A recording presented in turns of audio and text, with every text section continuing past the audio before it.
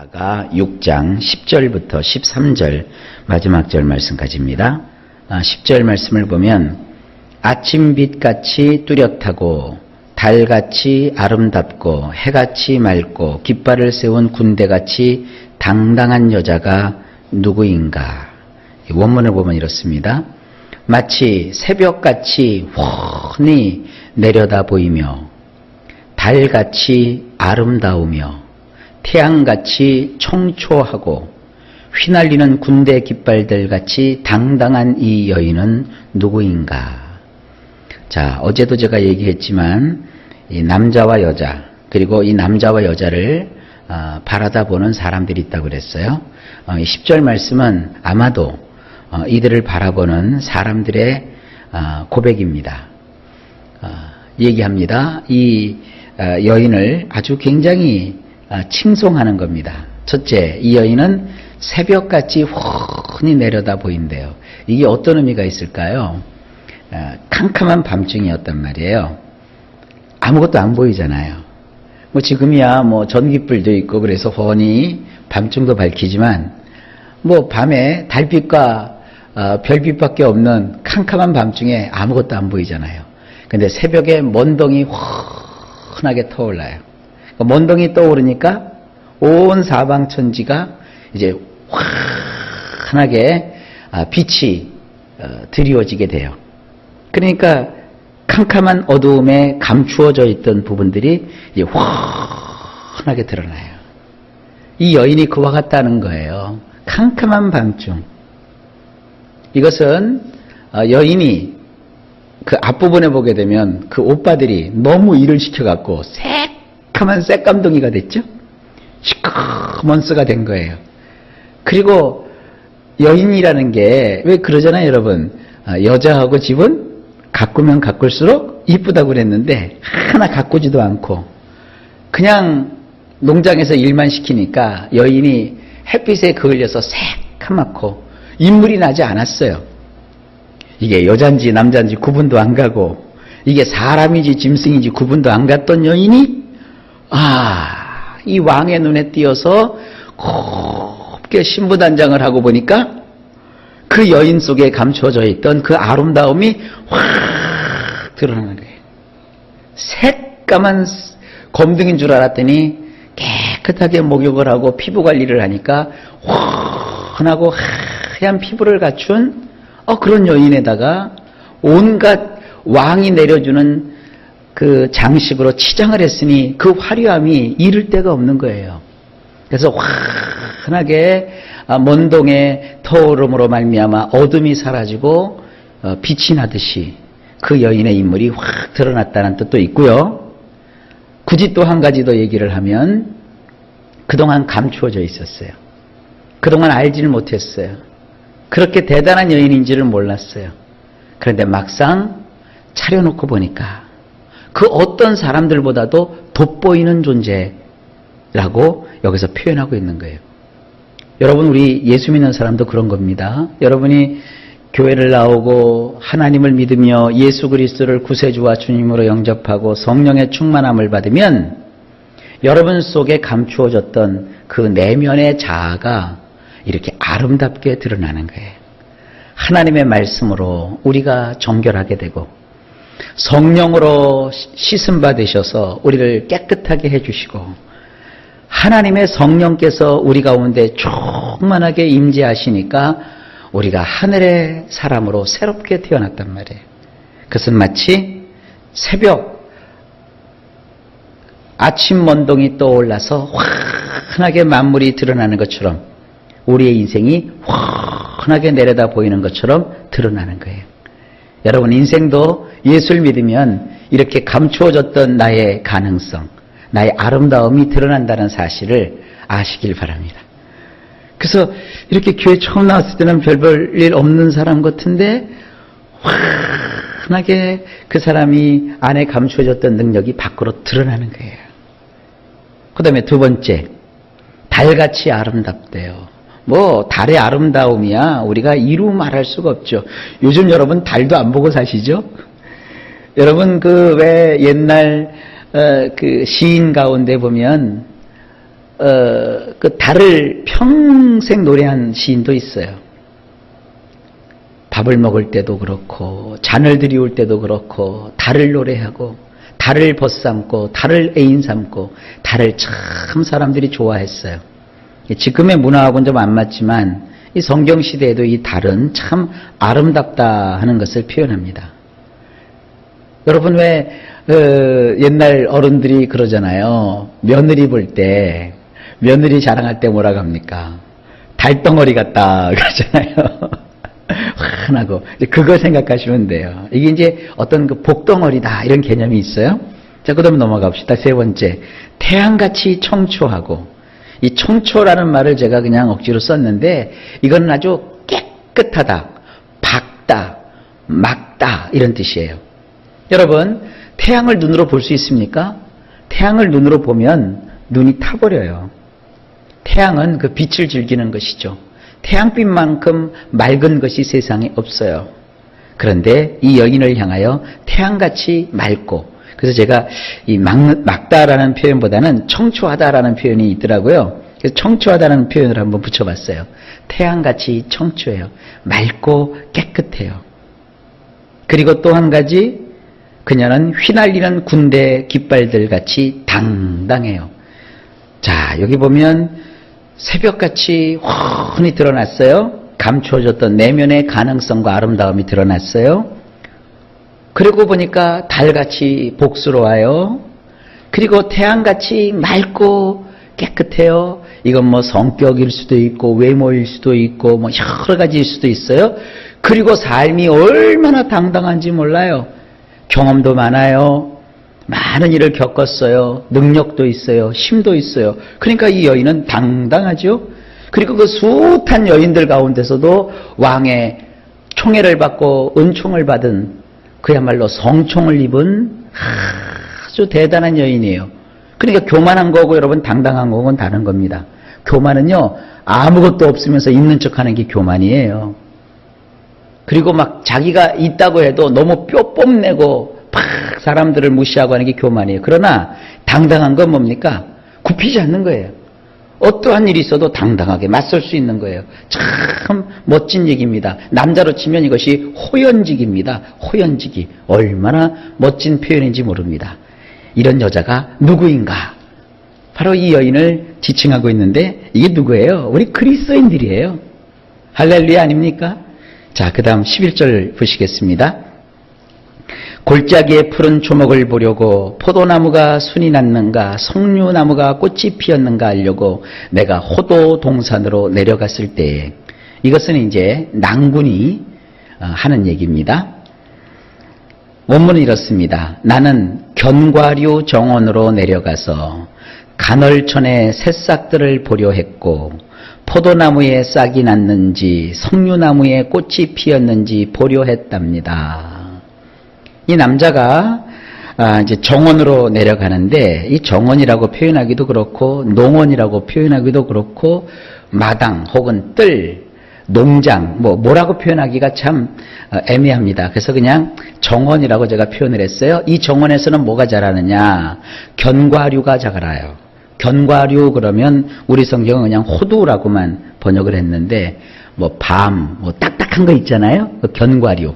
그와 같은 것들을 키우는 정원에 내가 내려갔습니다. 그 정원으로 내려가서 뭐를 보려고 했느냐? 이 간헐천이라고 제가 번역을 했는데 이 간헐천은 뭐냐 하면 항상 물이 흐르는 곳이 아니라 비가 오거나 그러면 물이 고여 있어서 흐르는, 일시로 흐르는 그러한 그 냇가를 뜻해요. 또 원전에서 나오는 요 간헐천에 해당하는 단어를 보게 되면 이렇게 콸콸콸콸콸콸콸 하고 비가 와서 혹은 골짜기에 눈이 녹은 물이 막 쏟아질 때 이렇게 형성되는 그러한 하천, 이런 것을 뜻하는 것입니다. 이제 물이 흐르지 않던 곳에 물이 흘러요. 그러니까 그곳에 새싹들이 막 돋아난단 말이에요. 이걸 보려고 살피려고 갔다는 거예요. 뭔가 이렇게 좀 만물이 생동하지 않습니까? 그동안 가물었다가 물이 흘러가지고 그 물을 흠뻑 머금은 땅에서 새싹들이 막 돋아나는 거예요. 그 다음에 이제 포도나무. 이 보통 이스라엘은요, 이른비가 오면 겨울을 하고 봄 사이에 이른비가 오거든요. 그리고 이게 이제 늦은 비라고 표현하죠. 하여간 그 봄철에 한번 비가 오고요, 또 늦가을에 비가 한번 와요. 이게 비가 오고 나면 그동안 말랐던 대지가 촉촉히 비를 머금고 만물이 생동한다고요. 그리고 이 늦겨울, 초봄에 내리는 이 비로 인하여서 포도나무에 싹이 막 올라와요. 그래서 그것이 올라왔는지, 그 다음에 석류나무에 꽃이 피었는지 보려 했대요. 이건 뭡니까? 풍요의 계절, 만물이 소생하는 계절. 이 교회 절기로 보면은 이렇게 늦겨울에 오는 그 비, 초봄에 오는 비, 그쯤 돼서 우리가 맞이하게 되는 교회 여력을 보면 부활절입니다. 부활절. 그러니까 뭔가 이렇게 생동하고 생명이 있는 것이 느껴집니다.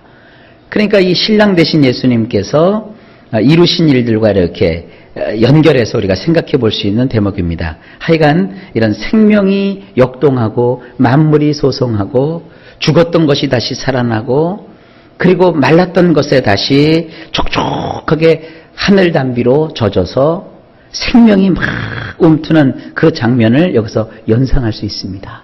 그러할 때에 어떤 일이 있었느냐? 12절.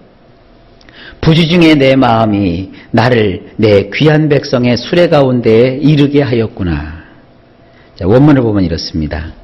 내가 알아차리기도 전에 나의 네페시가 나를 암미나디부 마차에 태웠답니다. 이 암미나디부라고 하는 것은요, 암미라고 하는 것은 나의 백성이란 뜻이고요. 나디부라고 하는 것은 귀족 혹은 존귀함 이런 뜻이에요. 그래서 이걸 이제 우리 성경에서는 내 귀한 백성 이렇게 풀었었는데 영어 성경 어느 걸 보니까 이걸 그냥 원문 그대로 표현을 한 성경 번역이 있더라고요. 오히려 그게 좀 시적인 것 같아갖고 그대로 제가 표현을 해봤어요. 암미나디부, 존귀한 나의 백성 이런 뜻이에요. 자, 이런 경우 있잖아요. 내가 어떤 인지하기 전에, 내가 알아차리기 전에, 이렇게 해야지 하고 결단하기 전에 나의 그 속마음이, 나의 감정이 나를 먼저 이끌 때가 있잖아요. 왜 나도 모르게 거기에 와 있을 때가 있잖아요. 내가 그걸 하려고 하지 않았는데 내 마음이 나를 이끌어서 먼저 내가 그걸 할 때가 있잖아요. 이런 사랑하는 사람 사이에 이런 일이 있다고요. 그렇게 내가 억제하고 절제하려고 하는데도 그를 사랑하는 마음이 그냥 이렇게 앞서서 그냥 내가 이렇게 그를 위해서 뭔가를 해요. 그러나서 내가 왜 그랬지? 창피해. 그러면서 그걸 할 때가 있잖아요. 지금 그런 분위기예요. 이 남자가 얘기하는 겁니다. 내가 지적으로 알아차리기 전에 이미 감성적인 나의 네페시가 나를 존귀한 나의 백성이라는 마차에 태웠답니다. 그러니까 지금 만물이 소송하는 이러한 분위기 속에서 이 사람이 지금 감성으로 이끌리는 거예요. 여러분, 사랑은 이성으로만 하는 거 아닙니다. 감성이 앞서가야 돼요. 한 남자와 한 여자가 어렸을 적부터 친구처럼 지냈어요. 그런데 서로가 남자가 그 여자친구를 여자로 느끼지 못하고 여자가 남자를 남자로 느끼지 못하면, 이성으로 느끼지 못하면 둘 사이에 사랑이 성립될 수 없어요. 되게 이제 드라마나 영화 같은 데 보면은 둘이 그러다가 뿅 하고 피리꽃이죠? 사랑하는 감정이 확 올라온다고요. 이제 상대에게서 남성을 느끼고 상대에게서 여성을 느낄 때 그 둘이 이제 로맨스가 생기는 거란 말이에요.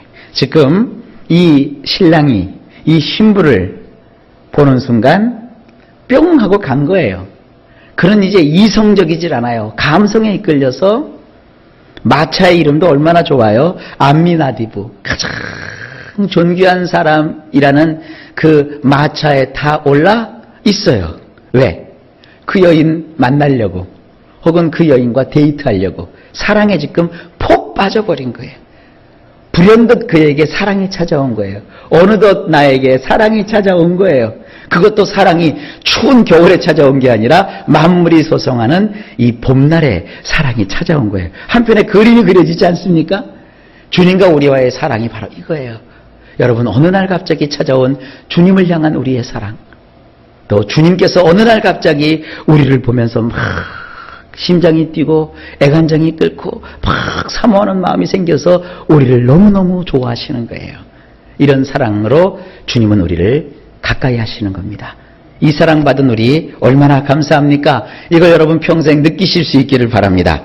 자, 마지막 13절. 돌아오고 돌아오라 술람미 여자야, 돌아오고 돌아오라 우리가 너를 보게 하라. 너희가 어찌하여 마하나임에서 춤추는 것을 보는 것처럼 술람미 여자를 보려느냐. 이 부분을요 원문으로 보는데 얼마나 해석하기 어려웠는지 몰라요.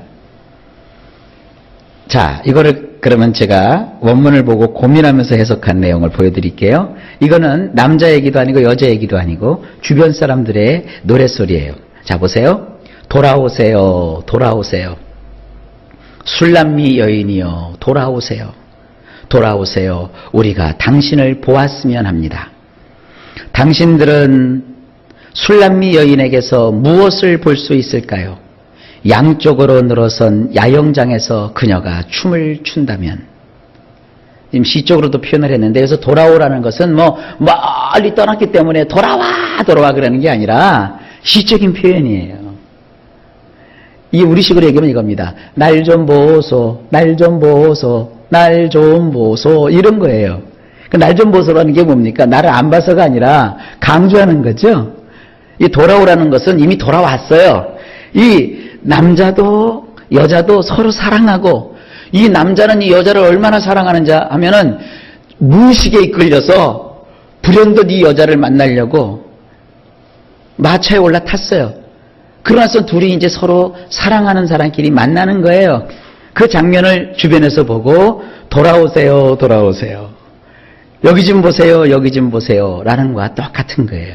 그러면서 이 여인을 술람미 여인이라고 하죠. 그래서 이 아가세에 나오는 여인을 술람미라고 합니다. 나중에 이제 술람미가 뭔지 조금 제가 얘기를 드릴게요. 오늘은 시간이 다 돼서 술람미는 설명할 시간이 안 돼요. 이 여인을 이제 술람미라고 표현을 합니다. 술람미 사람, 술람미 여인, 돌아오세요, 돌아오세요. 우리가 당신을 보았으면 좋겠어요. 보고 싶어가지고. 예쁘다고 하니까, 아름답다고 하니까. 얼마큼 예뻐요? 새벽에 환히 동이 틀 때 환해지듯이 예쁘고, 달처럼 복스럽고, 태양처럼 청초하고, 군대 깃발처럼 당당한 이 여인. 여러분들 보고 싶지 않아요? 보았으면 좋겠습니다. 근데 이 여인은 지금 뭐 하고 있어요? 이 여인은요, 우리 성경에는 마하나임이라고 되어 있는데, 이 마하나임이 무슨 뜻이냐면, 여기서는요, 이 군대가 진을 갖춘 거예요. 이쪽과 저쪽 양쪽에 군대가 야영을 했어요. 야영장인다고요. 그러니까 이게 뭐냐면 축제를 벌이기 위해서 군대의 그 천막처럼 이렇게 사람들이 막을 쳐놓은 거예요. 왜 우리나라도 동네 잔치 하면은 뭐부터 쳐요? 천막 치잖아요. 그러니까 천막을 탁 쳐놓고 그 천막 사이에 사람들 사이에서 이 신부인 여인이 뭐를 해요? 지금 춤을 추는 거예요. 여인이 춤을 추면 사람들이 구름처럼 몰려들어갔고 그 여인의 그 아름답게 추는 그 춤 사이, 이렇게 품 있는 여인이 춤을 추니 그 춤 사이도 또 얼마나 멋있겠어요? 지금 그 춤추는 장면을 여기서 노래하는 거예요. 그러면서 말합니다. 당신들은 이 술람미 여인에게서 무엇을 볼 수 있을까요? 부럽지요 뭐. 나도 저런 여인을 만났으면.